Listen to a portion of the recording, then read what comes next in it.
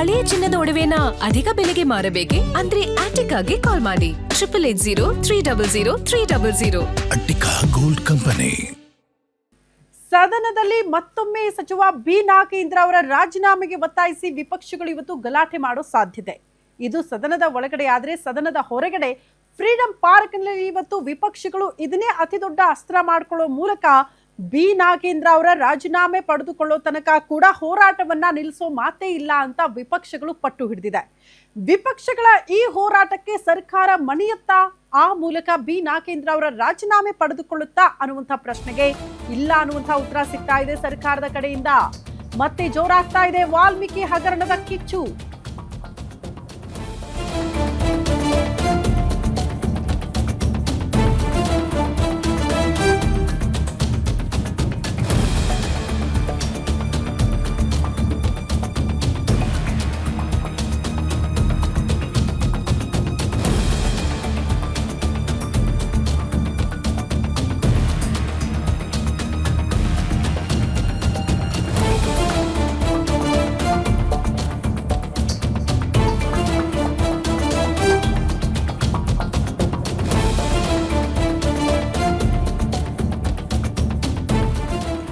ಮತ್ತೆ ಜೋರಾಗ್ತಾ ಇದೆ ವಾಲ್ಮೀಕಿ ಹಗರಣದ ಕಿಚ್ಚು ರಾಜ್ಯದಲ್ಲಿ.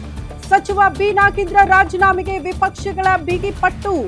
ಸಂಪುಟಕ್ಕೆ ನಾಗೇಂದ್ರ ಸೇರ್ಪಡೆಗೆ ಕಮಲ ಪಡೆ ಕೆಂಡ ಕಾರ್ತಾ ಇದೆ. ವಿಧಾನಸೌಧಕ್ಕೆ ಮುತ್ತಿಗೆ ಹಾಕಲು ಬಿಜೆಪಿ ನಾಯಕರು ರೆಡಿ ಆಗಿದ್ದಾರೆ. ಇಂದು ಫ್ರೀಡಂ ಪಾರ್ಕ್ ನಲ್ಲಿ ಬಿಜೆಪಿಯ ಬೃಹತ್ ಪ್ರತಿಭಟನೆ. ಇದೇ ವಿಚಾರಕ್ಕೆ ಸಂಬಂಧಪಟ್ಟಂತೆ ಫ್ರೀಡಂ ಪಾರ್ಕ್ ನಿಂದ ಪ್ರತಿಭಟನಾ ಮೆರವಣಿಗೆಗೆ ಸಿದ್ಧತೆಗಳಾಗ್ತಾ ಇದೆ ವಿಪಕ್ಷಗಳಿಂದ. ಬಿಜೆಪಿ ರಾಜ್ಯಾಧ್ಯಕ್ಷ ಬಿವೈ ವಿಜಯೇಂದ್ರ ನೇತೃತ್ವದಲ್ಲಿ ಅತಿ ದೊಡ್ಡ ಹೋರಾಟಕ್ಕೆ ರೂಪುರೇಷೆ ಸಿದ್ಧ ಆಗ್ತಾ ಇದೆ.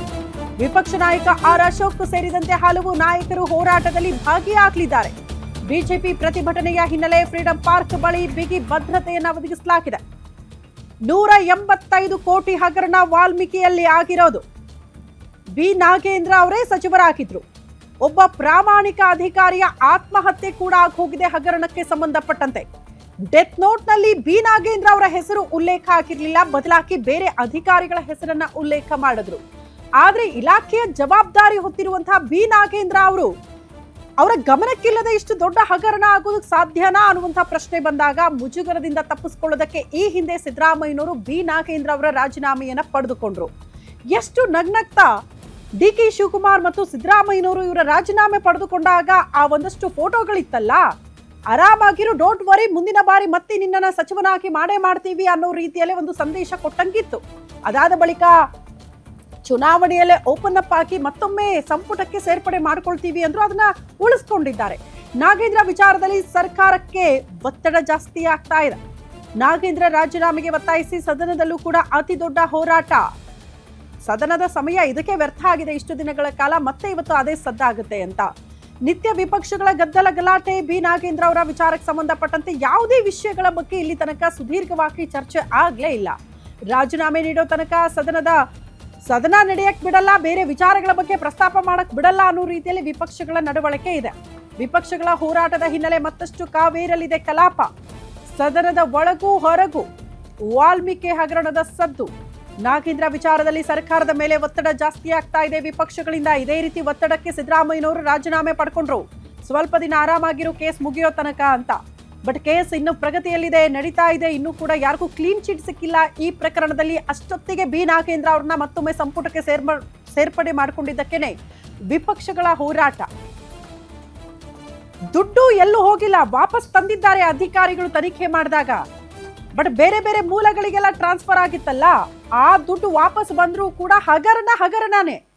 ನೀವು ವಾಲ್ಮೀಕಿ ವಿಚಾರಕ್ಕೆ ಸಂಬಂಧಪಟ್ಟಂತೆ ದುಡ್ಡು ಫಂಡ್ ಇರುತ್ತೆ, ಆ ಫಂಡ್ ಅನ್ನ ಬೇರೆದಕ್ಕೆ ಮಿಸ್ಯೂಸ್ ಮಾಡ್ಕೊಂಡಿದ್ದೀರಿ ಅಂತ ಅಂದ್ರೆ ಅದು ಹಗರಣನೇ.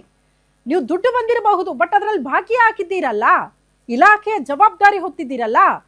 ನಾಗೇಂದ್ರ ಅವರ ಗಮನಕ್ಕೆ ಬರದ ಇಷ್ಟು ಅತಿ ದೊಡ್ಡ ಅವ್ಯವಹಾರ ಅಥವಾ ಹಗರಣ ಆಗೋದಕ್ಕೆ ಸಾಧ್ಯನಾ? ಜಸ್ಟ್ ಅಧಿಕಾರಿಗಳ ಸಮ್ಮುಖದಲ್ಲಿ ಸಾಧ್ಯನೇ ಇಲ್ಲ.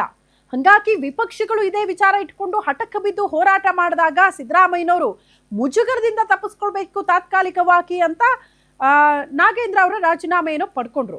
ಆದ್ರೆ ನಿಮಗೆ ನೆನಪಿರಬಹುದು, ಮತ್ತೆ ಎಲೆಕ್ಷನ್ ನಲ್ಲಿ ಅವರಿಗೆ ಭರವಸೆ ಕೊಟ್ಟು ಬರ್ತಾರೆ ಬಳ್ಳಾರಿಗೆ ಹೋದಾಗ ಸಿದ್ದರಾಮಯ್ಯನವರು, ನಾಗೇಂದ್ರ ಅವರು ಮುಂದಿನ ಬಾರಿ ಸಂಪುಟದಲ್ಲಿ ಇದ್ದೇ ಇರ್ತಾರೆ ಅಂತ. ಆ ಭರವಸೆ ಉಳಿಸಿಕೊಳ್ಳುವ ಪ್ರಯತ್ನವನ್ನ ಡಿ ಕೆ ಶಿವಕುಮಾರ್ ಮಾಡಿದ್ರು. ಬಟ್ ಕೇಸ್ ಇನ್ನು ಮುಗ್ದಿಲ್ವಲ್ಲ, ಕ್ಲೀನ್ ಚಿಟ್ ಸಿಕ್ಕಿಲ್ವಲ್ಲ ಬಿ ನಾಗೇಂದ್ರ ಅವ್ರಿಗೆ. ಅಷ್ಟೊತ್ತಿಗೆ ನೀವು ಸಚಿವ ಸ್ಥಾನ ಯಾಕೆ ಕೊಟ್ರಿ, ಹೇಗ್ ಕೊಟ್ರಿ ಅನ್ನೋದನ್ನ ವಿಪಕ್ಷಗಳು ಪ್ರಶ್ನೆ ಮಾಡ್ತಾ ಇದೆ. ಹಂಗಾಗಿ ಅವರ ರಾಜೀನಾಮೆ ಪಡೆದುಕೊಳ್ಳೋ ತನಕ ಕೂಡ ಹೋರಾಟ ಬಿಡಲ್ಲ, ಹೋರಾಟ ಮಾಡೇ ತೀರ್ತೀವಿ ಅಂತ ವಿಪಕ್ಷಗಳು ಬೀದಿಗಿಳಿದು ಹೋರಾಟ ಮಾಡೋದಕ್ಕೂ ಸಿದ್ಧ. ಸದನದ ಒಳಗಡೆ ಬೇರೆ ವಿಚಾರಗಳನ್ನ ಪ್ರಸ್ತಾಪ ಮಾಡೋದು ಬೇಡ, ಬಿ ನಾಗೇಂದ್ರ ಅವ್ರ ಬಗ್ಗೆ ಒಂದು ಕ್ಲಾರಿಟಿ ಕೊಟ್ಬಿಡ್ಲಿ ರಾಜ್ಯ ಸರ್ಕಾರ ಅನ್ನೋ ರೀತಿಯಲ್ಲಿ ಹಠಕ್ಕೆ ಬಿದ್ದು ಹೋರಾಟಕ್ಕೆ ಇಳಿದಿದೆ. ಸದನದಲ್ಲೂ ಕೂಡ ನಾಗೇಂದ್ರ ಬಳಿಕ ಮತ್ತೊಂದು ಅಸ್ತ್ರಕ್ಕೆ ಕೇಸರಿ ಟೀಮ್ ಸಿದ್ಧವಾಗ್ತಾ ಇದೆ.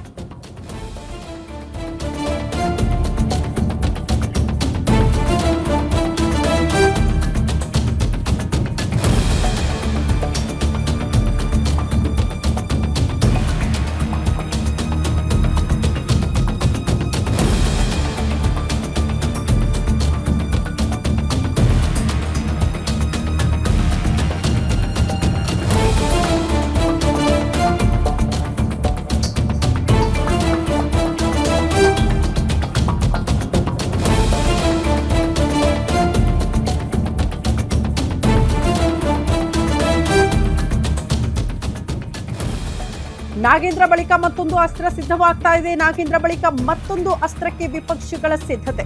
ಸದನದ ಬಳಿಕ ನೈಸ್ ವಿರುದ್ಧ ಮೈತ್ರಿ ಪಕ್ಷಗಳ ಹೋರಾಟ ಆಗುವುದು ನಿಶ್ಚಿತ. ಸದನದಲ್ಲಿ ನೈಸ್ ಪ್ರಕರಣ ಪ್ರಸ್ತಾಪ ಮಾಡೋದಕ್ಕೆ ಬಿಜೆಪಿ ಜೆಡಿಎಸ್ ಪ್ಲಾನ್ ರೂಪಿಸಿದ್ದು, ಸದನದ ಹೊರಗಡೆ ನೈಸ್ ವಿರುದ್ಧ ಹೋರಾಟಕ್ಕೆ ದೋಸ್ತಿಗಳು ತೀರ್ಮಾನ ಮಾಡಿದೆ. ನೈಸ್ ಪ್ರಕರಣದಲ್ಲಿ ಸರ್ಕಾರದ ನಡೆಯನ್ನ ಜನರಿಗೆ ಮುಟ್ಟಿಸೋದಕ್ಕೆ ತಯಾರಿಗಳಾಗ್ತಾ ಇದೆ ವಿಪಕ್ಷಗಳಿಂದ. ನೈಸ್ ರಸ್ತೆಗೆ ಇಳಿದು ಟೋಲ್ ಬಂದ್ ಮಾಡಿಸುವಂತಹ ಪ್ಲಾನ್ ನಲ್ಲಿ ವಿಪಕ್ಷಗಳಿದೆ. ಟೋಲ್ ಸಂಗ್ರಹ ಮಾಡ್ತಾ ಇರೋ ಬೂತ್ ತೆರವು ಮಾಡೋದಕ್ಕೆ ಪ್ಲಾನ್ ರೂಪುಗೊಳ್ತಾ ಇದೆ ಅಂತೆ ವಿಪಕ್ಷಗಳಿಂದ. ಮೈತ್ರಿ ಪಕ್ಷಗಳ ನಡೆ ಅರಿತು ನೈಸ್ ರಸ್ತೆಯಲ್ಲಿ ಸರ್ಕಾರದಿಂದ ಹೈ ಅಲರ್ಟ್ ಅಂದ್ರೆ ಅತಿ ಹೆಚ್ಚಿನ ಭದ್ರತೆ ಒದಗಿಸಿದ್ದಾರೆ. ನಾಗೇಂದ್ರ ಬಳಿಕ ಮತ್ತೊಂದು ಅಸ್ತ್ರ, ಅದು ನೈಸ್ ಕಂಪನಿಯ ವಿರುದ್ಧ. ನೈಸ್ ರಸ್ತೆಯಲ್ಲಿ ಟೋಲ್ ಕಟ್ಟಿಸ್ಕೊಳ್ತಾ ಇರೋದ್ರ ವಿರುದ್ಧ. ಅವಧಿ ಮೀರಿದ್ರೂ ಕೂಡ ದುಡ್ಡು ವಸೂಲಿಗೆ ಅತಿ ದೊಡ್ಡ ದಂಧೆಗೆ ಕಂಪನಿ ಮುಂದಾದ್ರೂ ಕೂಡ ರಾಜ್ಯ ಸರ್ಕಾರ ಇದನ್ನ ತಡಿತಾ ಇಲ್ಲ ಅನ್ನೋದನ್ನ ಮುಂದೆ ಇಟ್ಕೊಂಡು ಈ ವಿಚಾರಗಳನ್ನ ಜನರಿಗೆ ಮುಟ್ಟಿಸಬೇಕು ಅಂತ ವಿಪಕ್ಷಗಳು ಸಿದ್ಧತೆ ಮಾಡ್ಕೊಳ್ತಾ ಇದೆ.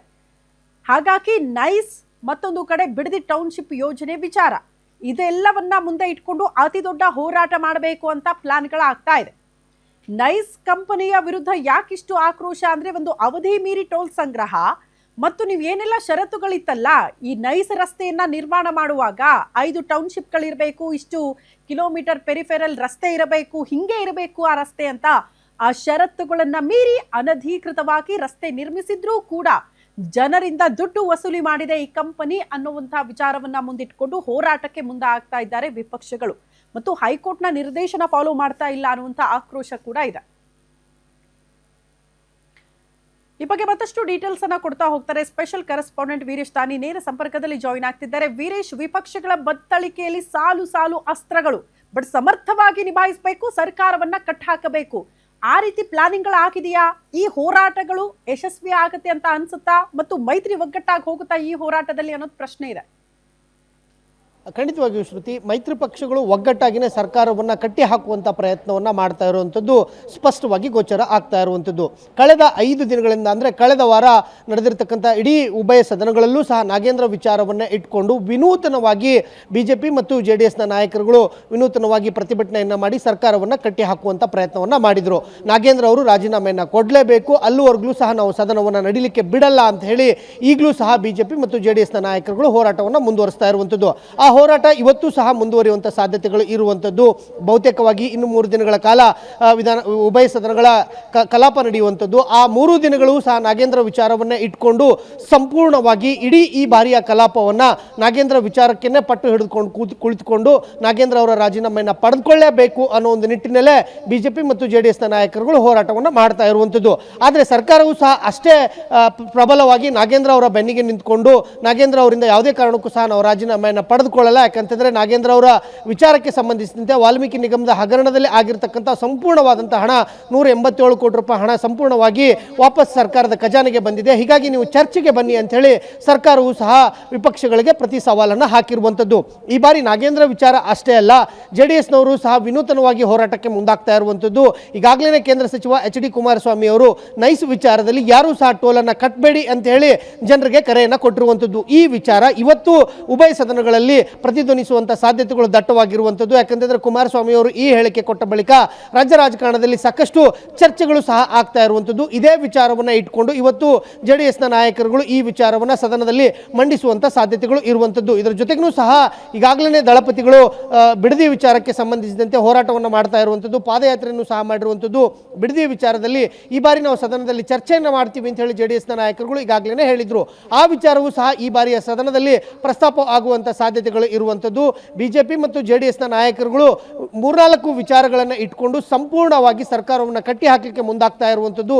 ಯಾವುದೇ ರೀತಿಯಾದಂಥ ಪ್ರಶ್ನೋತ್ತರ ಕಲಾಪ ಆಗಿರ್ಬೋದು, 0 ಅವರ್ ಆಗಿರ್ಬೋದು, ನಿಯಮ 330 ಅಡಿಯಲ್ಲಿ ಯಾವುದೇ ರೀತಿಯಾದಂಥ ಚರ್ಚೆಗಳಲ್ಲಿ ಭಾಗಿಯಾಗದೇನೆ ಸರ್ಕಾರಕ್ಕೆ 3-4 ವಿಚಾರಗಳನ್ನೇ ಇಟ್ಕೊಂಡು ಸರ್ಕಾರದ ವಿರುದ್ಧ ಹೋರಾಟವನ್ನು ಮಾಡ್ತಾ ಇರುವಂಥದ್ದು. ಶ್ರುತಿ. ಓಕೆ ವೀರೇಶ್, ಧನ್ಯವಾದಗಳು ತಮ್ಮೆಲ್ಲ